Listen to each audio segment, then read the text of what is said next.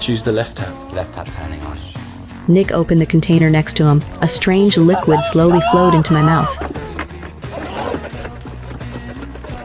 Good call, Chris. Luckily, my boyfriend finally guessed it was just water. At that moment, I felt a brief relief. The truth or dare game was far from over. The bottle turned toward Nick. He didn't hesitate and chose truth. A question rose in my mind. Why did he trick all 5 of us here? Nick began to explain. On his brother's graduation photo by the bed, only our 5 faces were marked. The postcard could not have come from anyone else. That meant we all had a debt to pay. I watched everyone's faces collapse. But the game is still continuing. This time, the bottle pointed at me. I took a deep breath and chose dare. My boyfriend became the next to try. Soon, his chair tipped over. A tube was placed in his mouth. I watched him struggle. I chose the left side without hesitation. The next second, the liquid slowly flowed through the tube. I could see the damage it caused inside. His last movement marked the end. My heart shattered. Nick covered my boyfriend with a blanket to hide it from the others. Just as he spun the bottle again, there was a sudden knock at the door. A friend had come looking for Nick. Nick had no choice but to take an unharmed guy and drive him away.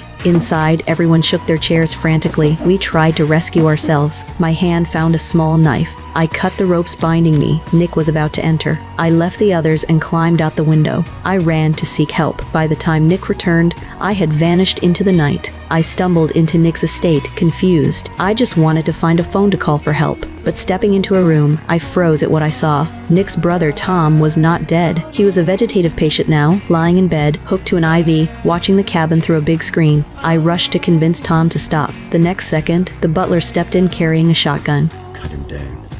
Would have been better to let him die.